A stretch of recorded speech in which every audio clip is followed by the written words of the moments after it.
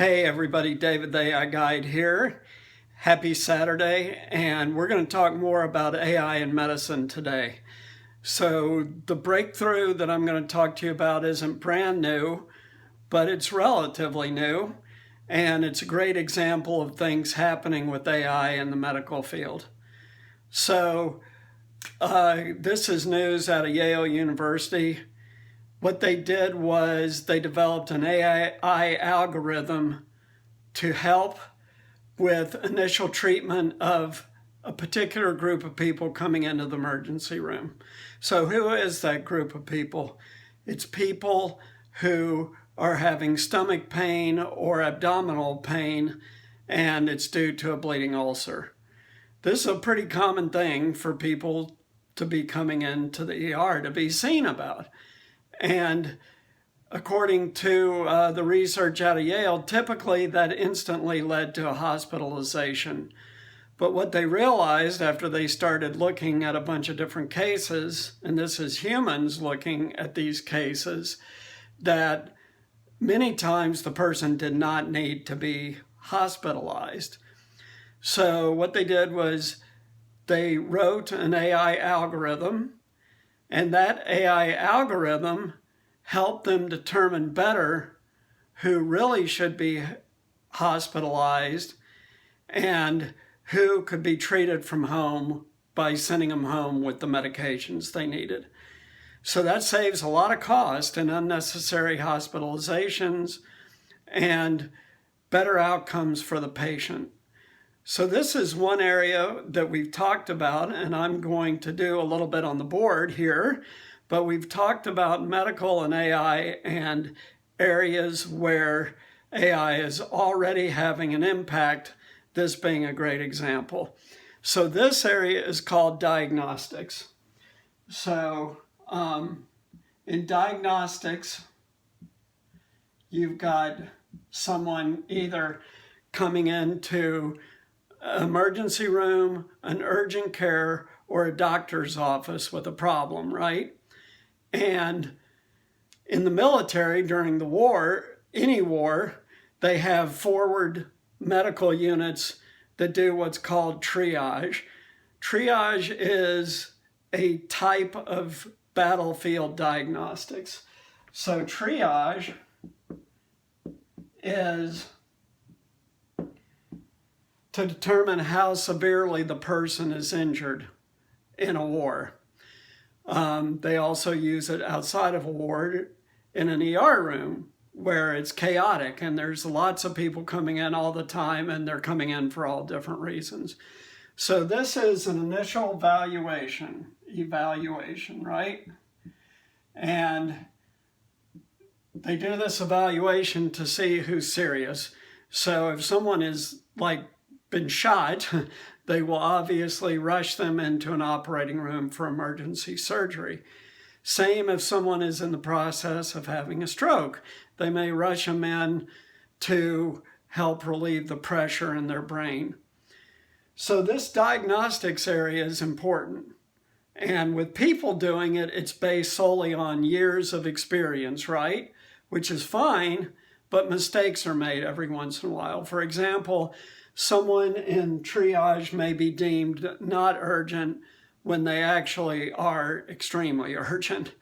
And then the person may die or suffer lifelong medical complications because treatment was delayed.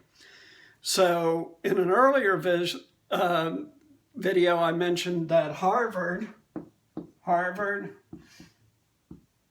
has medical centers in the Boston area, and they're using an AI to diagnose people coming in. And now we have Yale. So these are major research institutions, right? Using an AI to diagnose GI or gastrointestinal problems. So this area is going to grow super fast from here on out. Why? Because databases have reached critical maturity. What do I mean by that? That means that you need very, very large sets of data to train an AI algorithm. We've talked about that several times. And the databases are now the size of different things where they are working very, very accurately. One of those that we talked about for diagnostics is radiology, right?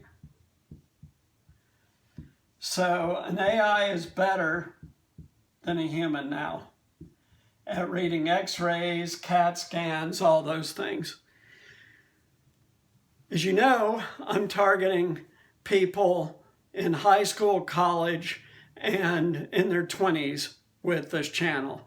And the reason is to steer you in directions that will not be impacted as much by AI, or where AI will be complementary.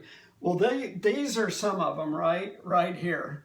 And the reason why is because, again, as I will talk about in an ad I'm about to release, medical still needs the human touch. It needs that human being, person-to-person interaction, because someone is sick, they don't feel well, they may be critically ill, and that human interaction does as much to stabilize the person as the medical. There's a lot of studies about this now, that the psychological state of the person can be determinative, meaning it decides whether the person gets better or dies. So this emotional component is critical. And as we move forward in talking about new events in AI, I'm going to bring this emotional component in a lot. Why? Because emotions drive people, and emotions drive how they respond to different things. In this case, in the medical setting, emotions are driven by what kind of interaction they have with that medical professional. So if, let's say you go to the ER and you deal with someone nasty, it's going to put you in a different state than if you're dealing with someone who's kind and compassionate and really cares about what's going on with you. So AIs do not have emotions at this point and may never, right? That's the cutting point for the foreseeable future between humans and AI is emotions. AIs are logical. Now they may be irrationally logical. Why? We talked about that too. AIs are only as good as their programmers and the data used to train them. So if you give an AI algorithm a skewed data set, it's going to be prejudiced. It's going to be skewed in the way it's looking at things. And we talked about that with regard to using AI to screen job applicants. They had to actually stop that or cut way back on it because all of the AIs being used for that were prejudice against minorities and prejudice against women, and that's unacceptable. So it's critical that AIs are trained with diverse, non-discriminatory data sets, but when there's an emotional component to what is happening where that AI is being used, like in medical, right, then people have to be involved. So in terms of career sets, the medical field is huge, right? It's very time consuming and expensive to go to medical school, but there's many things you can do that don't involve that. Nursing is also time consuming and expensive, but less so than being a doctor. And there's different levels of nursing. Some require less education, some require more.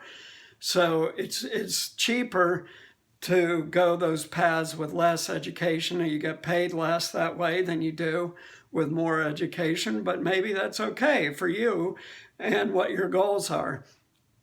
But also, there's many, many things that you can do for a career in these areas. How about compiling data sets for specific applications in medical?